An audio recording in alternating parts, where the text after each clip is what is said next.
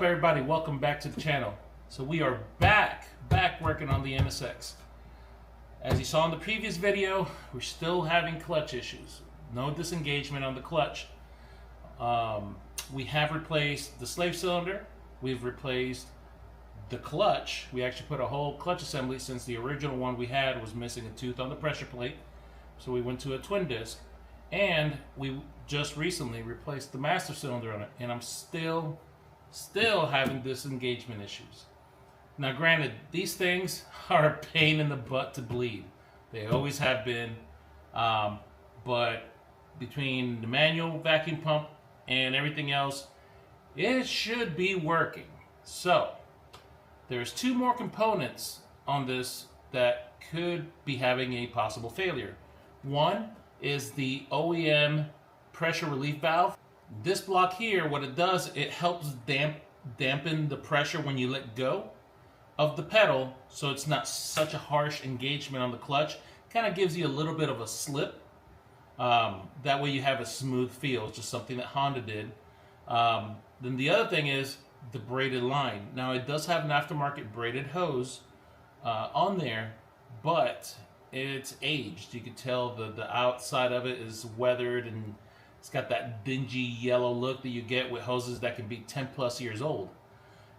It's still rubber inside. And I did notice when we replaced the fluid and we were priming this on our last video that although the first time around I had nice clean fluid, we put the new master in, this time we had dirty fluid coming through. So that hose could be getting deteriorated inside little by little and still causing that expansion, although it shouldn't. Braided should not do that. It is an old braided hose. So today we have a solution thanks to Rob. He actually had this modded hose that we're going to be installing today sitting in stock. He had it here for his car and he's never had a need for it yet. So we're going to go ahead and install it today, see if it fixes our problem. But so you can see on the hose right here, it is a brand new hose assembly and a mounting block. It's going to go from the factory hard line that normally went into the check valve. It's going to bypass that check valve. It's going to go straight to the hose and straight to the slave cylinder. So we're going to be getting rid of the hose and the that check valve that's in there from factory, and see if we are able to bleed this thing and finally get it in gear so we can drive and tune it. Right now, all I have is a startup tune on this car. It does okay. It's funny enough, I just remembered I had a bad idler control valve. We might be installing that today as well. Now that I have a new one came in the mail, thinking about going and throw it in here, and then we'll have to go and program the idler control valve information on there, just so we can get a steady idle. We might be doing that today as well. But first things first, let's get this thing going into gear. I need to drive it, man. It's good. The J-swap really did not take that long to put together. It's been all the other different things after the fact because I didn't want to just use a stock computer. I didn't want to use a stock harness. And those things took time, and I wanted things to be plug and play. So building of the harness, that took some time. Figuring out the software for the ECU, that took a little bit of time because, of course, some of you out there might know, AEM is technically not making ECUs anymore. So they sold out to Holley a couple years back, and ever since then there is no more support on this ECU. You can't. It's hard to download things off the website if you can even find them. So there were some firmware upgrades that we couldn't find. I got lucky and found one online, downloaded it, and I was able to talk to the ECU. So a lot of delays, basic stuff, some my own fault. And but now we're gonna go at it. Let's get this damn thing changed out, see if we can get it going in gear. All right, first we're gonna go ahead and get a drip pan mounted on the bottom. Don't want to be making a mess while we're doing on here because it is gonna get a little messy. So let's get that put in there.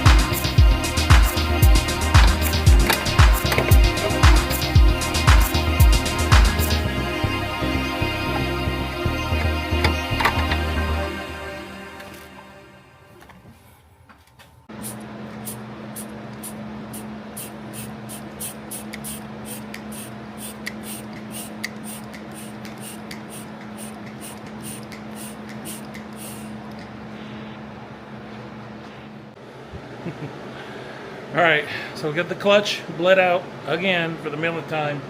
Hopefully it's enough. It does look like it has just a little tiny extra throw on it. And the pedal does feel like it has a little better engagement, meaning I'm starting to feel the pressure higher up as you're pressing in the pedal, instead of having like an inch and a half or whatever of dead play and then you start getting pressure. So we're gonna go ahead and try that out. Fortunately, the battery that I'm gonna be using today is still charging. So in the meantime, we're gonna go ahead and replace the autoload control valve while the battery charges. Then we'll go ahead and test our clutch.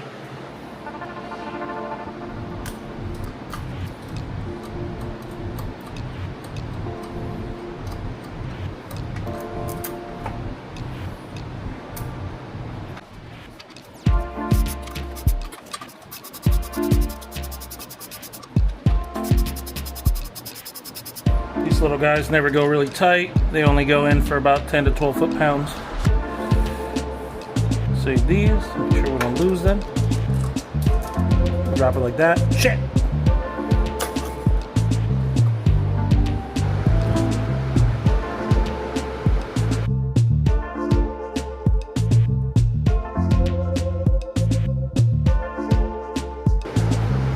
So I can ready to pop it off here.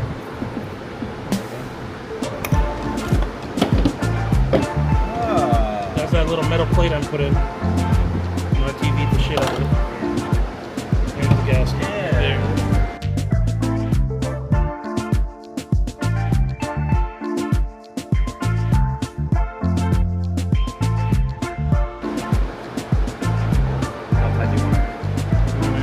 Give it one little chug up before stripping. There it is.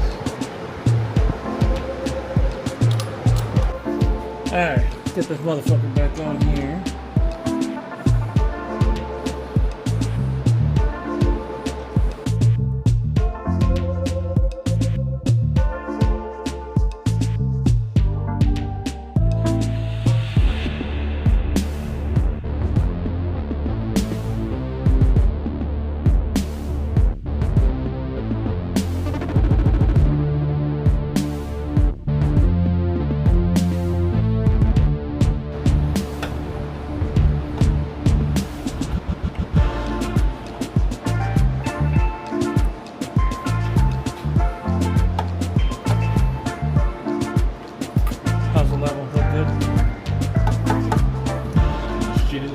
It's empty?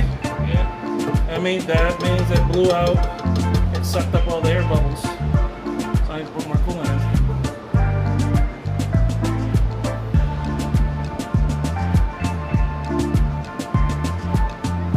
Alright, go ahead.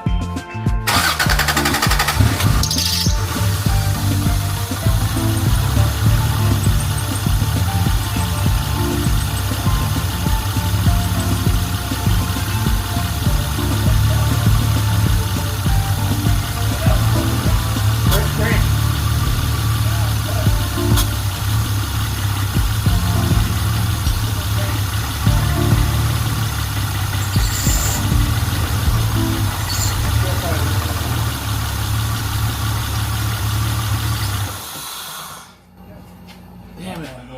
Maybe we just gotta bleed it more. Might have to bleed it some more.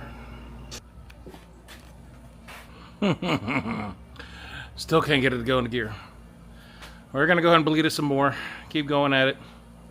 It's a pain in the ass, but it's gonna get done.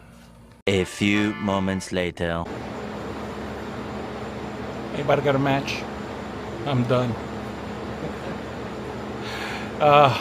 This shit has kicked my ass. Still can't get it to disengage on the clutch 100%. It's got some disengagement, but it's not enough to get it in gear while the vehicle's running. It tries to slip, tries to grind, all that nasty noises that it does. So, I don't know. I know these things are a real pain in the ass to bleed when you change everything out. So, we're gonna keep trying though. Just not today. I'm done. I'm tired. It really has whooped my ass. We have replaced every component in this fucking thing. Clutch master cylinder, clutch slave, the soft line has been replaced. the proportioning valve that normally on there, that's been eliminated. Now it has a straight through block. All the fluid coming through, it is transferring fluid a lot faster now since we removed all that OEM hose, or that older braided hose that was on there. So that we see more fluid making it through there. It just doesn't seem like we have enough. I'm going to review everything we've done in the past and see if anybody out there has run into this issue on your J-Swap. Give me a holler, because it's really kicking my ass. Alright guys, we'll catch you on the next one.